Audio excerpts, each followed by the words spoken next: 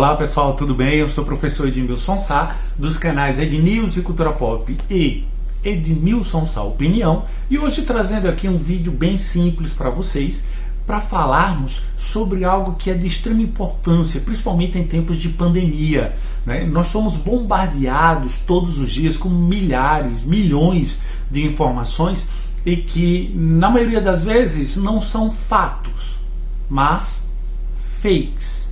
Então, entre fato e fake, onde encontrar as verdades? E aí, eu trago para vocês algumas indagações. Uma delas está aqui no livro Hamlet, de Shakespeare, que eu adoro, sou apaixonado, e ele faz algumas indagações que são maravilhosas. Percebam, o que é um homem se o bem principal dele consiste apenas em dormir e comer? Ele não passaria de um bruto. Aquele que nos fez com tamanha precisão, com passado e futuro, certamente não nos dotou dessa razão divina para que nós mofasse por falta de uso. Então, o que é o homem se ele só come, bebe e dorme? Então, estamos aqui na Terra, mesmo com essa razão divina maravilhosa que todos nós temos, para que ela mofe por falta de uso? É claro que não. E isso me faz lembrar uma outra passagem, num outro clássico, que eu acredito que Shakespeare tenha lido, a Divina Comédia de Dante, quando ele diz: considerai a vossa origem, vós não fostes criados para viverdes como feras, mas para buscar virtude e conhecimento. Então, qual é o nosso propósito aqui na Terra? Vamos voltar um pouquinho mais atrás, há 2000 anos, quando o próprio Cristo, isso para os cristãos, declarou lá no capítulo 8 de João, versículo 32, buscai a verdade, e a verdade vos libertará. Embora algumas pessoas tenham usado muito essa frase, ela precisa ser contextualizada, porque no versículo 36 ela diz: se buscarde ao Senhor Jesus Cristo, Ele certamente vos libertará. Então, por que eu estou falando isso? Porque vai depender do contexto em que as verdades são ditas, que elas vão fazer sentido. É muito fácil pegar essa frase aí e usá-la num discurso bonito, buscar a verdade vos libertará, se está totalmente descontextualizada. Então eu vou trazer algumas discussões aqui, entre elas, essa semana o filósofo, historiador, doutor Leandro Carnal foi entrevistado no programa da CNN Brasil, por 4 jornalistas, uma entrevista maravilhosa. E veja o que ele fala sobre informação.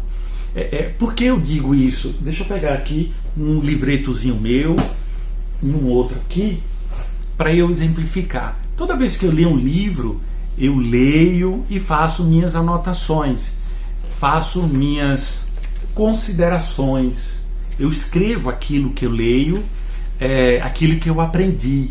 E isso é maravilhoso. E eu tenho vários desses livros, inclusive um Death Note meu, que não coloco o nome de ninguém aqui, certo? Fiquem tranquilos, mas apenas coloco ideias, pensamentos, certo? Aquilo que eu aprendi nos livros que eu tenho lido. E aí ele dá algumas dicas para vocês. Vamos vê-las? Acompanhe. Bom, eu queria fazer uma pergunta, professor, porque a gente está num momento de muita informação, a gente tem excesso de informação. E tem um dado do ex-CEO do Google, ele disse que a cada 2 dias a gente gera um volume de dados equivalente ao que criamos do início da civilização até 2003. Ou seja, a gente tem muita informação chegando e a gente está num momento que as pessoas estão querendo mais informação.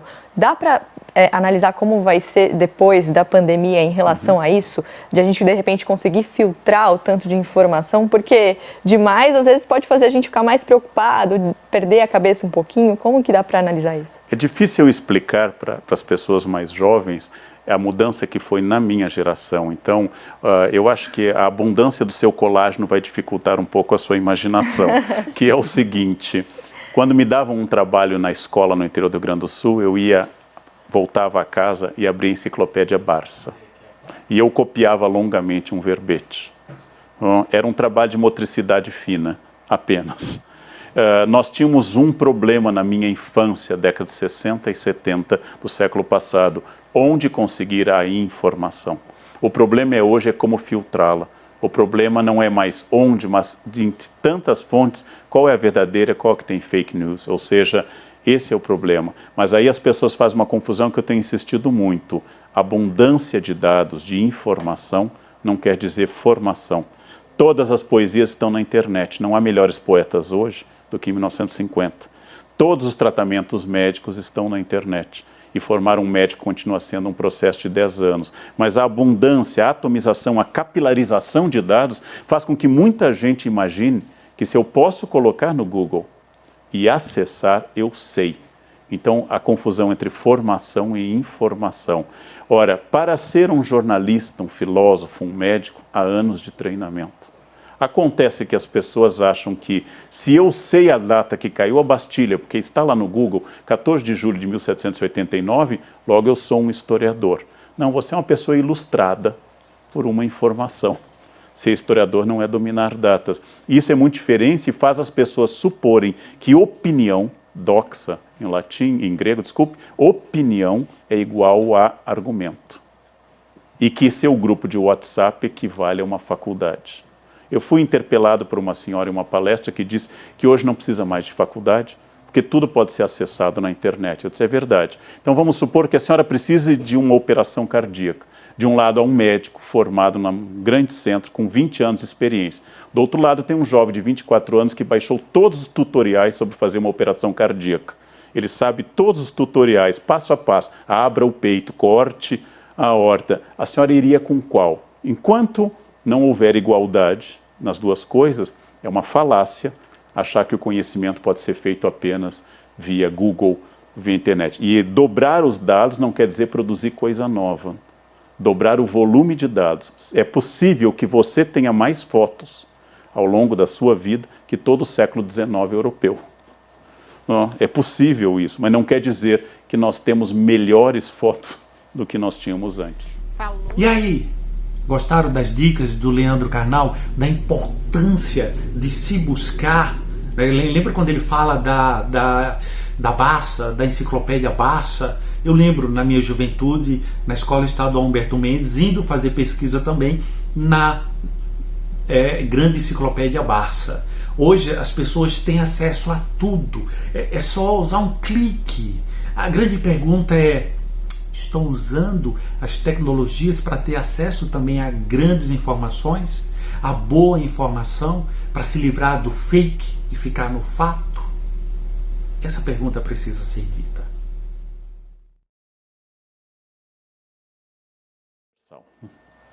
A gente ainda tem 3 minutinhos. Eu vou manter, então, a questão nessa disputa entre... Não é disputa, na verdade, que virou um debate, né? A verdade virou alvo do debate.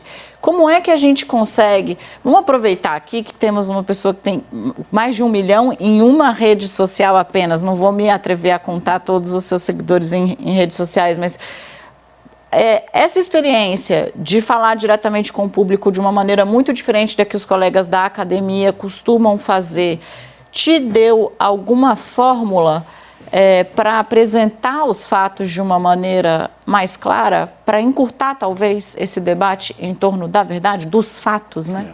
A verdade sempre pode ser debatida através de fatos e argumentos. O debate sobre o Estatuto da Verdade, ele é sempre produtivo.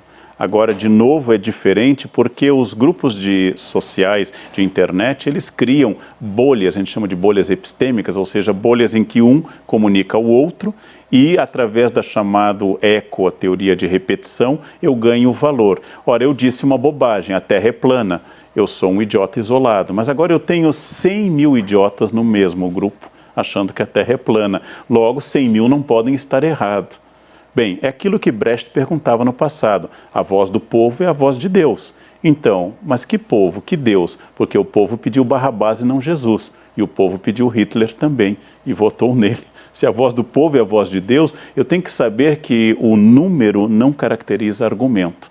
Então, por exemplo, eu não me torno melhor por ter atingido, por exemplo, exatamente hoje 2 milhões no Instagram. Eu não me torno melhor. Eu posso ser um imbecil com 20 milhões ou com 2 milhões, ou ser um gênio com poucos seguidores, mas eu aprendi muito, já que essa é a temática da sua pergunta. Eu aprendi muito. Eu me tornei melhor professor, ouvindo as respostas e entendendo um pressuposto da comunicação. Aquele que diz, eu sou responsável pelo que eu digo, mas eu não sou responsável pela recepção daquilo que eu digo. Aliás, eu não controlo. E eu aprendi muito a esse respeito. Porque antes eu achava, falando apenas para 30, 40 alunos, que eu tinha um controle maior do conteúdo e do vetor da mensagem.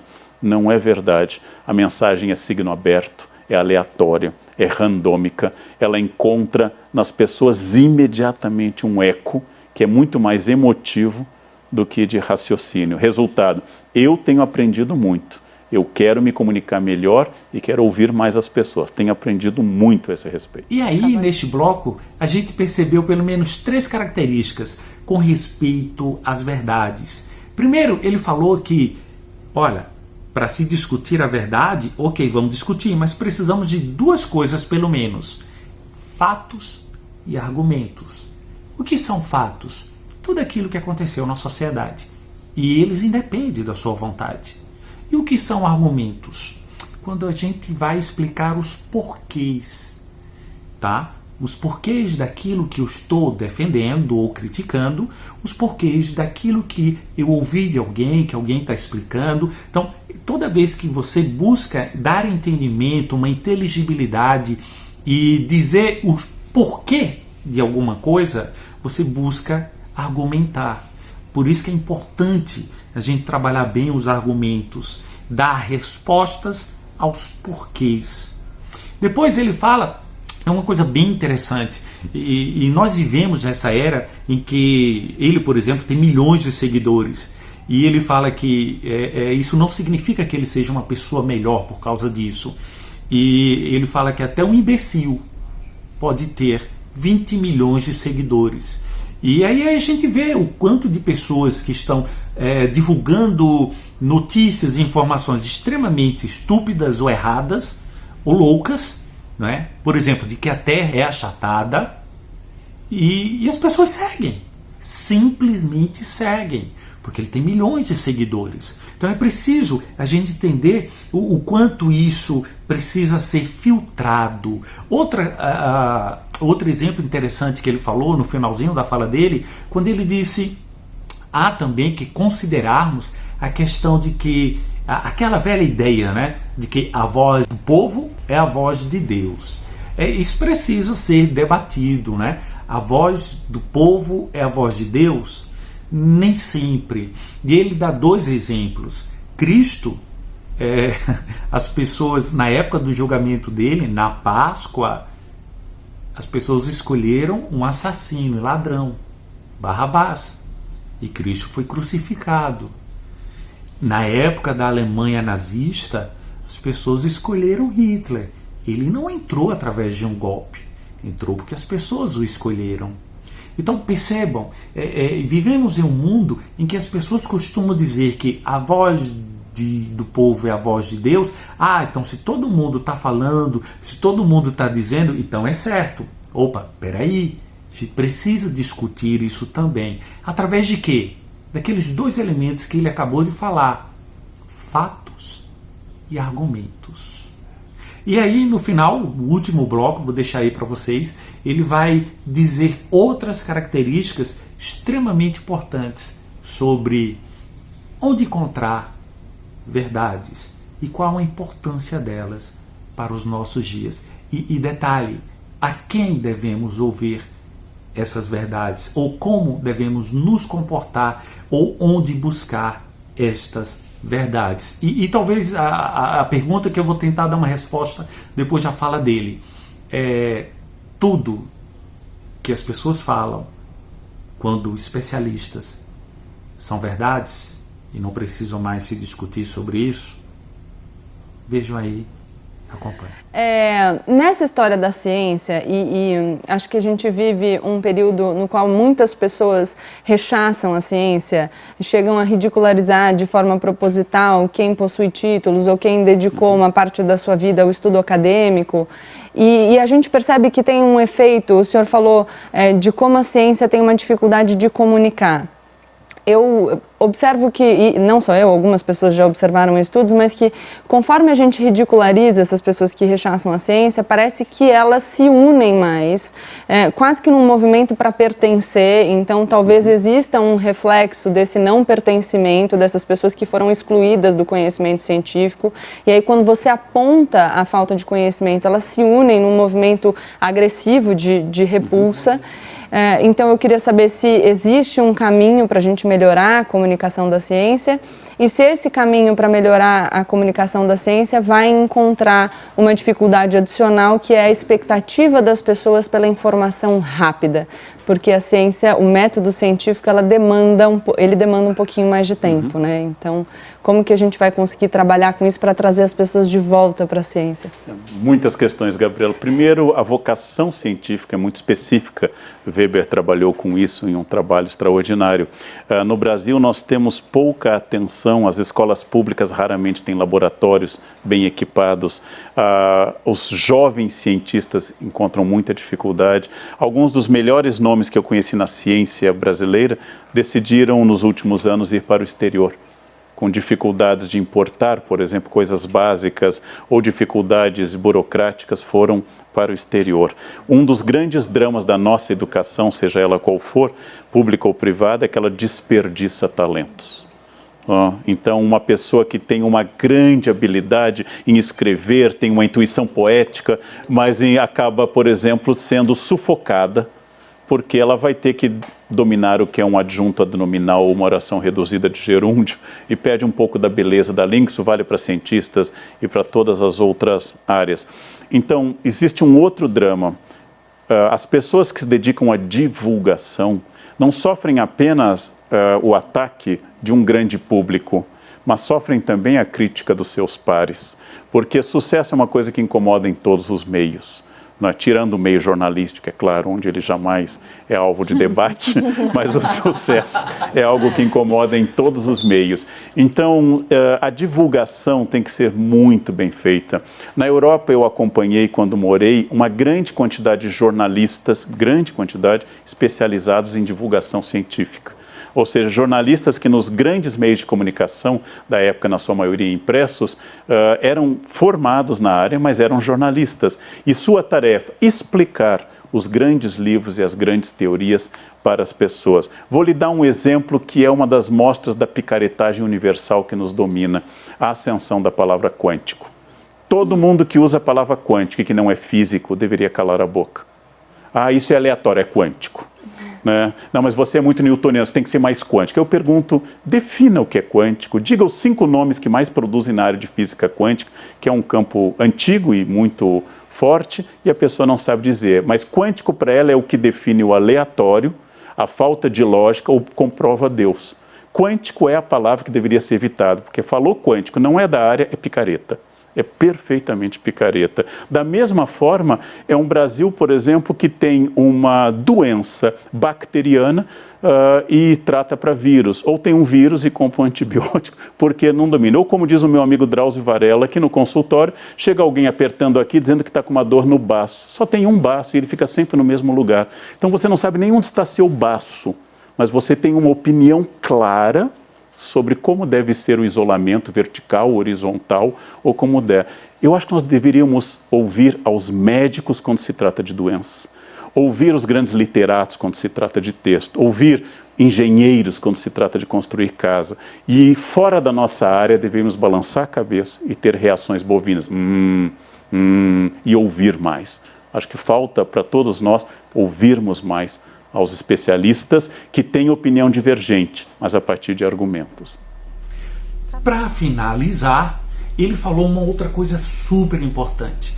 Por exemplo, eu sei o que é melhor para as pessoas de cadeira de rodas, porque eu sou uma pessoa de cadeira de rodas, mas eu sei o que é melhor para uma pessoa que tem deficiência visual, auditiva ou sensorial. Então, quem sabe o que é melhor nesse momento para a questão da pandemia no Brasil e no mundo? São políticos ou médicos, cientistas, especialistas? Essa pergunta também precisa ter uma resposta. E no final, vocês perceberam que ele dá uma resposta. Mas ao mesmo tempo eu preciso criticar quando ele diz que a gente precisa se comportar como os bois, né, e as vacas que fazem só baixar a cabeça. Tá, tudo bem, eu vou ver o outro se expressando dessa maneira, mas isso não tira de mim o direito de também querer discordar. E por mais que eu não queira baixar a cabeça, ou que eu aceite baixar a cabeça, como ele fala, quando um especialista está explicando alguma coisa, eu posso discordar, eu posso argumentar. Eu acho que esse é o grande barato. Eu estou argumentando, eu sei argumentar, ou eu só sei criticar. Um professor meu, um querido professor, saudoso professor meu, Antônio Mota, Padre Motinha, certa vez disse: Edmilson, entender o texto fora do contexto só gera protesto. E isso sempre me ajudou muito. Então, por mais que eu concorde com alguém, baixe a cabeça e aceite, porque quem está falando é um especialista. Eu preciso contextualizar aquelas ideias, aquelas mensagens, aquelas informações. E eu posso argumentar. Esse é o grande barato de a gente aprender a lidar com verdades. Por mais que alguém fale, não significa que eu tenho que baixar a cabeça sempre. Mas eu posso argumentar. Mas para argumentar, precisa buscar. E aonde temos buscado conhecimento? Em fatos ou fakes? Essa é a grande pergunta.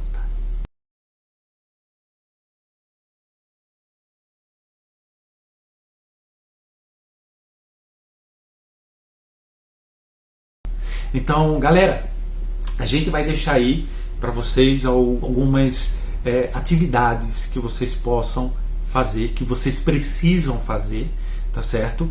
Com respeito à educação nesse momento de isolamento social.